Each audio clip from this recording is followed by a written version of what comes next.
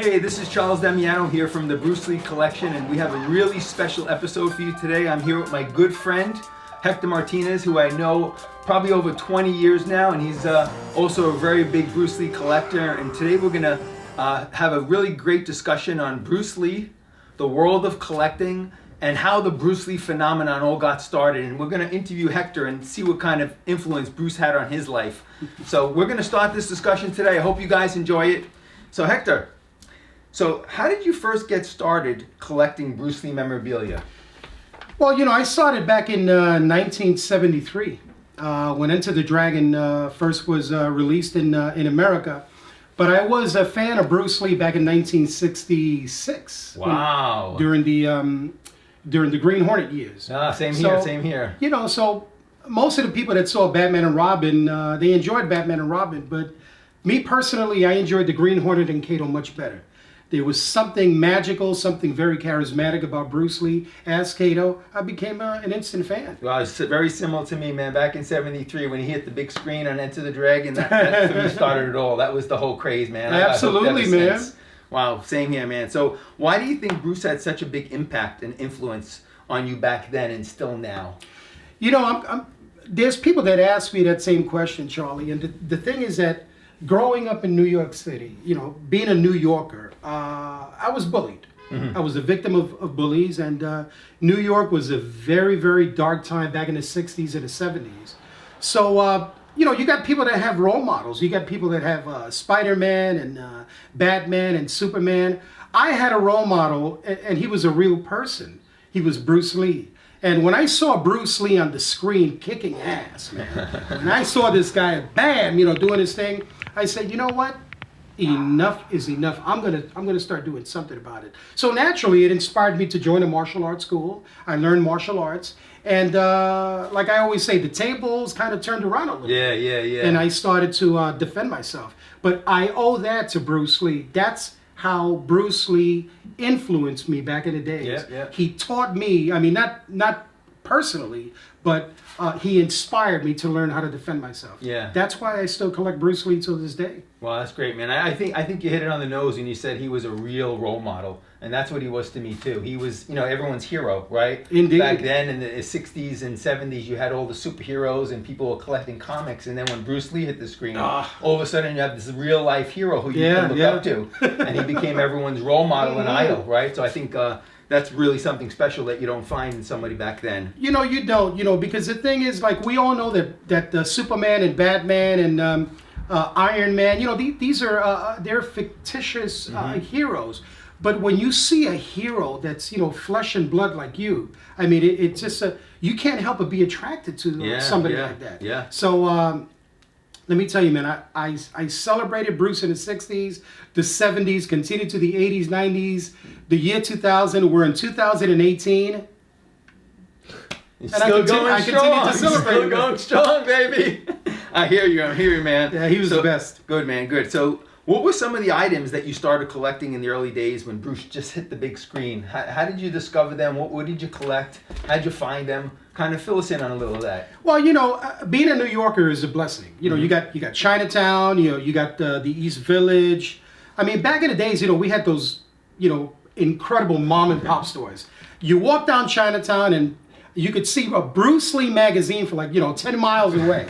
You know, everybody carried, they had the Four Cs Weekly, they had the Fighting Stars, the Black Belt magazines. My first magazine was the one that was actually your first. Which was that? Which was actually the first issue of Fighting Stars magazine. I think everyone picked that one up, man. Bro, when I saw that, I picked up that magazine and I went, bam! You know, there's Bruce and Bob Wall. This is amazing. But the best part about it is when you open up the magazine, it's got that really beautiful centerfold. And you see that great scene of all the courtyard scene with Bruce and Bob Wall. I'm sorry, Bruce, Bolo, and John Saxon in the middle, and then all of Han's henchmen around. Yeah. That when I saw that back then, I went nuts. Bro, I must have picked up about 10 copies off the newsstand. Of course, I did the same. I picked up maybe 2 or 3 copies, and you know, it's a kind of, bro. I took that magazine to school. I took it to church. I carried it with me whenever I went out. And you read it cover to cover, right? Page after page after. Then when I stopped, page after page again. Yeah. I mean, these were our first magazines, and it brought us closer to our heroes. Absolutely, yeah. You know why? Because we didn't have any home video back then. No VHS, no DVD. No internet. The only way for you to relive the magic of seeing Bruce Lee on the screen was by reading the magazines. You're right. There wasn't. You couldn't even find a VHS or a DVD or even a beta back then. Nothing was even on beta. No. So the only time you saw him is when you found a magazine with his picture on the cover, and you were like, "Oh shit! Finally, some information with Bruce." Right? And you saw that for the first time. You got so excited. Yeah, same here, man. When I used to see his picture on the newsstand, because that was all the information you ever got at that time. That's all you got. The pictures were in that magazine. The information was in there, and you wanted to learn as much as you could about him at that time. Yeah. Same here. That's incredible, man. So you discovered those in the 70s, and where else did you pick them up? So where did you go? Give me some ideas of where you picked these items up. What'd you do? We collectors had our favorite little spots. Mm-hmm. We had a place called Book Lay Tat, and Book Lay Tat was Naturally, it was a Chinese store. It was on Canal Street in Chinatown. Buck Lake Tat was a very famous martial arts supply store that had that big, it was a billboard. It was a billboard with Bruce Lee and Chuck Norris. That was on Canal, right? On Canal Street. And then they had Bruce blocking Chuck Norris's kick. So that store, it had 2 floors. It actually had the main floor, then it had a floor in the basement. Bro, they had the Jeet Kune Do magazines from Hong Kong. They had, remember the flip books? Yeah. They had the Bruce Lee flip books. They had the nunchaku. This is back then when nunchakus were not against the law. Exactly. Because today you can buy the foam and plastic ones, but back then they had the real deal. Yeah, that was one of my favorite stores on Canal Street. On Canal Street. And you went there just to see that classic sign, man. I wonder what happened to that sign. You never know what happened to that sign? Let me tell you, I tried to find the owner of that store when they closed that store because I wanted to buy the sign. I don't know where the hell I'm going to put that sign at. I mean, the thing was humongous. She was half the building. I remember when you showed me that picture, you found it on the internet. On the said, internet. Charlie, remember this sign? We have to feature that on this film. We'll make sure we get that sign in so people know what we're talking about. So people know what we're talking about. That was exciting back then. But I went to Chinatown and I would just stand there. You would just stand there in Chinatown and you look up just to look, to see. Bruce Lee and Chuck Norris, you knew you were in a special place. When you were there. Charlie, let me tell you, man, there is nothing like the 70s. I mean, when you walk down Chinatown, you $5 in your pocket. You came back with treasures. I know. Today, $5 doesn't even pay for the stamp. Whatever you're going to send for something. It's true. It's true. I mean, the prices have gone up so much. Like you, I used to take the 2nd Avenue bus also because we grew up on the Lower East Side, right, as kids. The Avenue B bus. The Avenue B bus. Which was the red bus. And it took me right to Chinatown, and I would hit all the little Chinese bodegas, and you'd find all the Chinese magazines there from Hong Kong. Yeah. And they were all in Chinese, but the pictures were unbelievable. Who cares if you could read them? No, and those are the rarest items to this day. I mean, to find those now, it's like you can't even find them anymore. You can't. And I used to go there every Sunday after school. That would be my favorite trip. I was 13, 14, and I take the bus by myself, and I'd be going from bodega to bodega to try to find I would come back with like a ton of magazines. With a whole ton of magazines. Right? That was a lot of fun. Charlie, I remember going to Chinatown for a magazine. This is a true story, man. And I'm standing on the bus stop waiting for the red bus, the Avenue B bus, and I'm looking at this really cool Chinese magazine. I don't remember what it was. And I'm enjoying the photos. I must have been maybe like 14, 15, something like that. So I'm looking through the magazine, and all of a sudden there's a scuffle going on in front of me. When I looked up, I froze. It was a Chinatown gang beating up the living daylights out of a rival gang member. It was dangerous to go into Chinatown back then, man. Bro, it was, but the thing is that, this is funny, being that I was holding on to the Bruce Lee magazine, I felt safe. And something told me, don't drop it. Yeah. You make sure you get on that bus.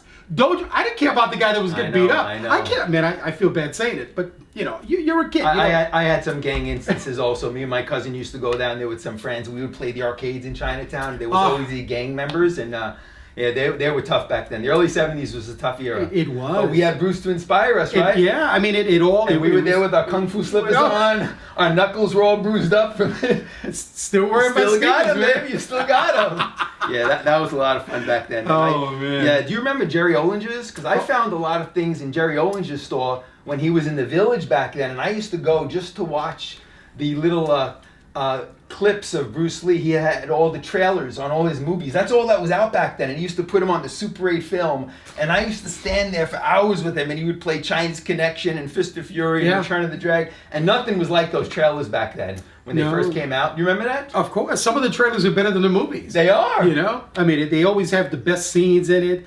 And then they had the Adolf Caesar, Bruce Lee, the master of Kung Fu, coming to this theater. I mean, you know, bro, I lost my hair out of the excitement. Yeah, no, those are great. Those are great. So that's fun, man. You're bringing me back here, man, with these questions. They were great memories, man. You know, and, you know, the thing is this, Charlie, I always thank God. I always look up and I say, Lord, I want to thank you for giving me the heart of a child.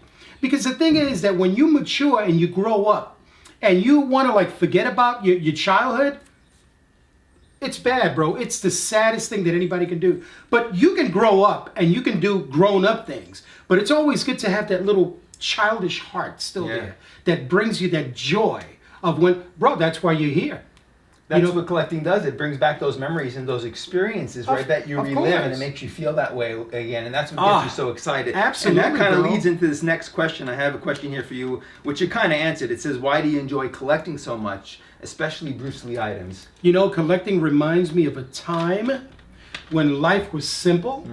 Life was, I mean, you know, when you grow up, you get married, you have a family, you know, you've got responsibilities. You've got a nasty boss, you know, that you got to see every day because you got to feed your family. Back in the days when you were a kid, you didn't have any of this. All you did was think of pleasure. Cartoons, movies, food, you know, going to the park and collecting. So when I collect, for that moment. Exactly. For that moment, it freezes that experience that I had back in the 60s and the 70s. And it calms you. It soothes you. And you feel young again. That's what collecting is all about, That's man. Why That's I do what it, bro. It's the wonderful world of collecting. It's like the shows now that you see Pawn Stars and American Pickers. Right? You see when they find Antiques those gems. Yeah, they find the gem, and all of a sudden it's always about what are the story behind this? What's the memories that people relive when they see these collectibles? And that's what it's all about. That's what it is. And people who don't collect, they don't quite understand that. Right? Until you meet another collector. That's why we get so excited when we get together. That's true. We both share the similar experiences, which is kind of fun. And you know, Charlie, collecting is beautiful too. It's a bit expensive. It's a bit on the expensive side. But I know people that spend thousands of dollars just to relive 5 minutes of a beautiful memory from their youth. That's why people collect. I mean, you know, you got people that they cough up hundreds and thousands of dollars on a piece.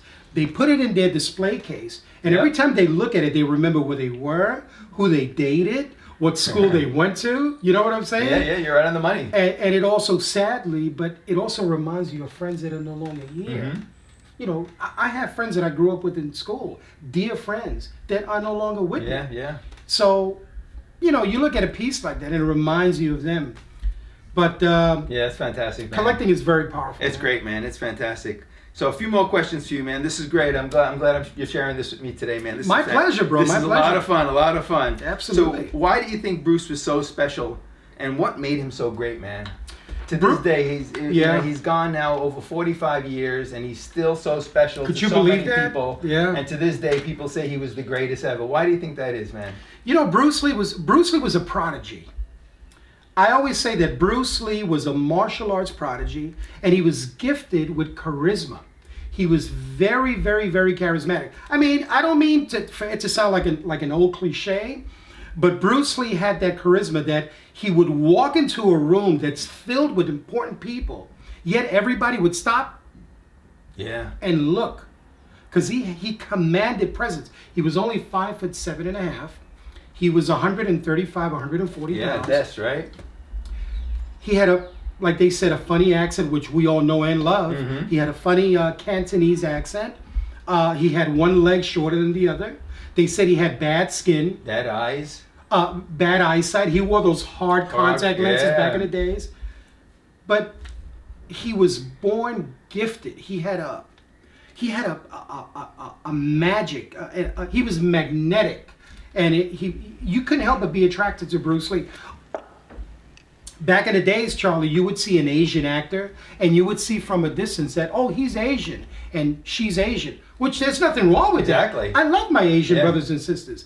But Bruce Lee was I think he was mixed. They said he was mixed. Exactly, yeah. He had some little English. German in him. And they actually said Jewish and English. Yeah. My friend Matthew Polly, the author of Bruce Lee, A Life, he actually researched and said that Bruce Lee had some English and a little Jewish. So there was something very interesting about his looks. Yeah, man. He was a nice looking guy. He really was. He was good looking, he was fast, he was muscular, he was smart, he was a philosopher, a father, a thinker. He had so much going for him that it pulled you in. The charisma, like you said on the screen, when you saw that for the first time, it was like magical. It was like nothing you ever saw before. Yeah. And I think that's what impacted so many people. He just like jumped out of the screen. He jumped out, he reached out and like, look at me, I'm here, And he just touched so many lives in so many special ways back then, man. I went to see Deadly China Doll with Angela Mao. Yeah, I remember that one. And because Bruce Lee's films had not arrived to America yet. My first was Five Fingers of Death. Same here. That was the first one I've ever seen. The Hammer of God, Deep Thrust. And I'm sitting in the theater, and between the movies, they show the trailers. Yeah. So guess what? They show the trailer to Fists of Fury. I'm like this. Just the trailer? I forgot about the other movies, and I'm watching the trailer. I says, who is this guy? I gotta see that one next. Who is this? Bro, the trailer did more for me than the other movies themselves. Exactly.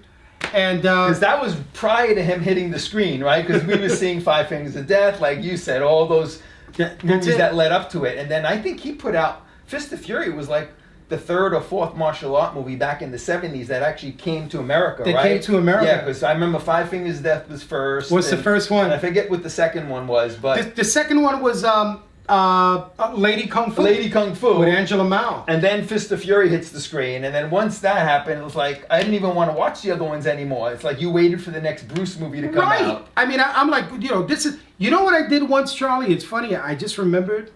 My uncle he gifted me a Super 8 camera. He gifted me a Super 8 camera. And I was actually one of the first bootleggers. You would go in there. Because I went to the movie theater. Something told me record what you look at. And I'm like this, with my little,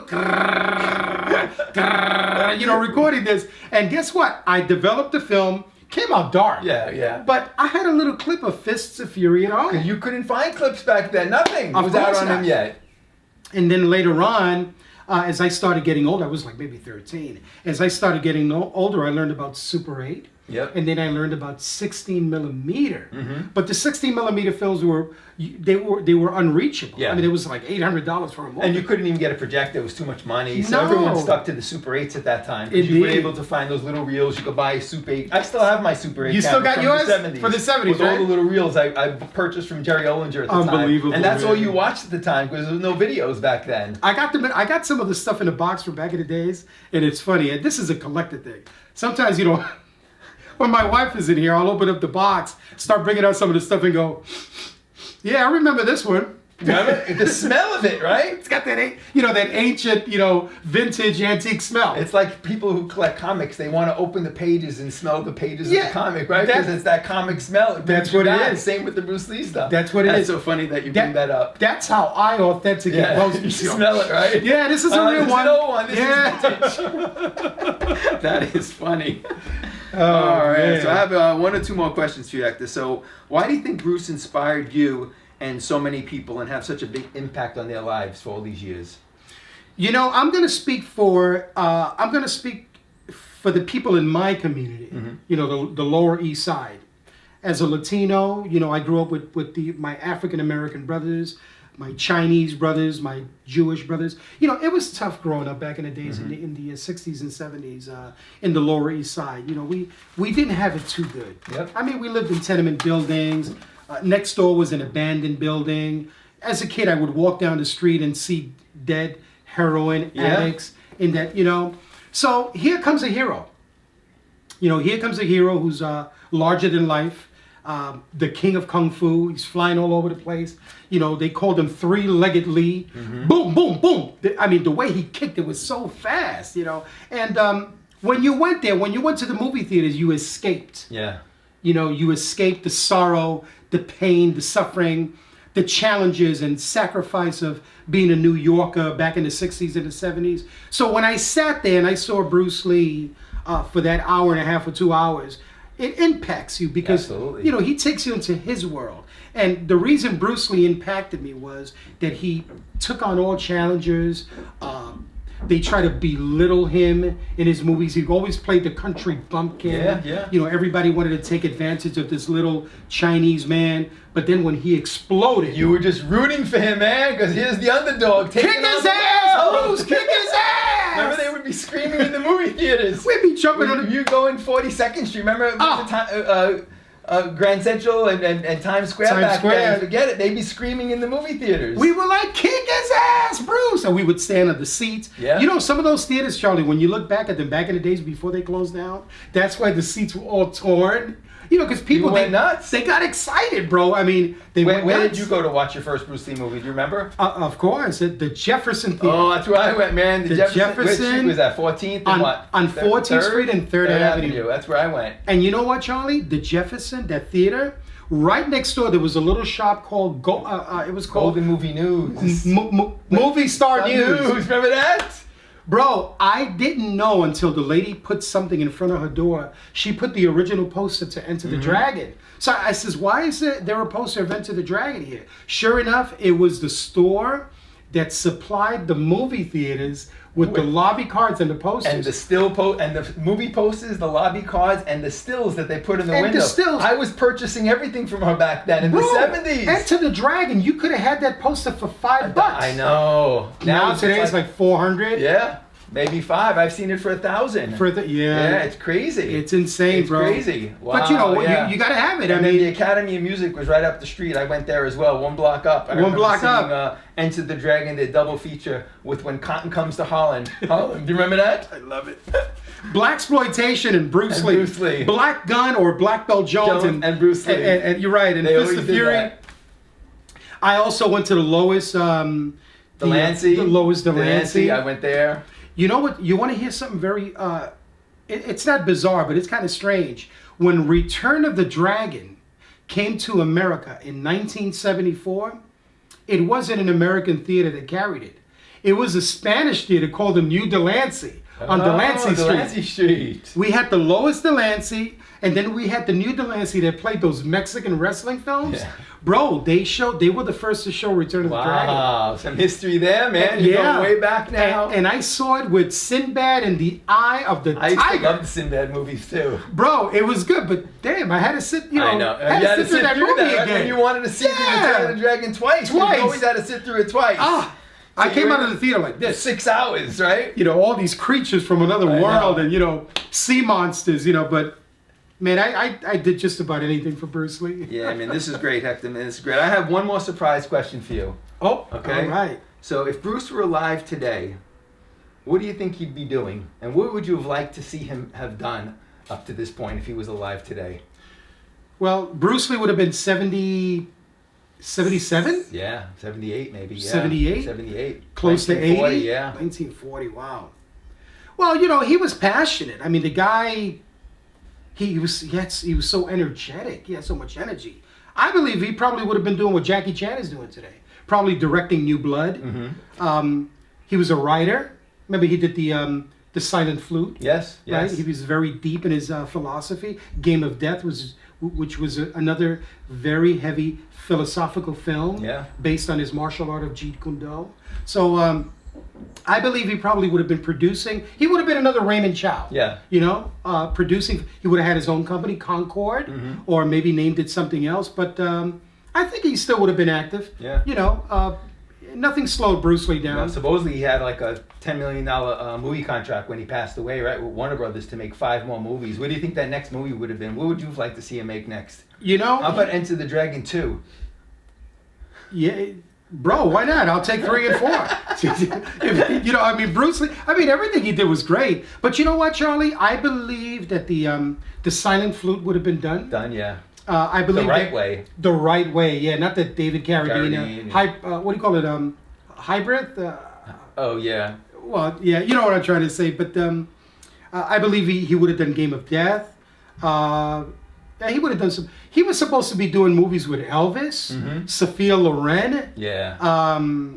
Yeah, he would have become the biggest international and American star ever in the world. Anything Bruce Lee did would have been about great. to become the biggest ever. And remember, he always wanted to be bigger than Steve McQueen and James Coburn. That was his goal at the time, and he was on his way there. He was. He was surpassing them. He actually is. Right? I'm a big Steve McQueen fan. Yeah. I love Steve McQueen. But if you look at my apartment, it's Bruce Lee is the one that dominates. Yeah. But Bruce and Steve McQueen and James Coburn, they were here at the right place and at the right time for what they were destined to become. Yeah, absolutely. And even though Bruce Lee was taken from us at the age of 32, he did more than most of us can ever do. Yeah, that's what's so amazing. He did so much in such a short span. When you think of it, right? Before 18, he made 20 childhood films in Hong Kong. Then he comes here. He develops his own martial art, Jeet Kune Do, right? He comes out with 5 films. It's like you wonder, how was he able to do all that by 32 years old? By 32 years old, to be great. He was a machine. He was a machine. And he was a writer. Just the other day, I was watching a YouTube video with Shannon Lee, his daughter.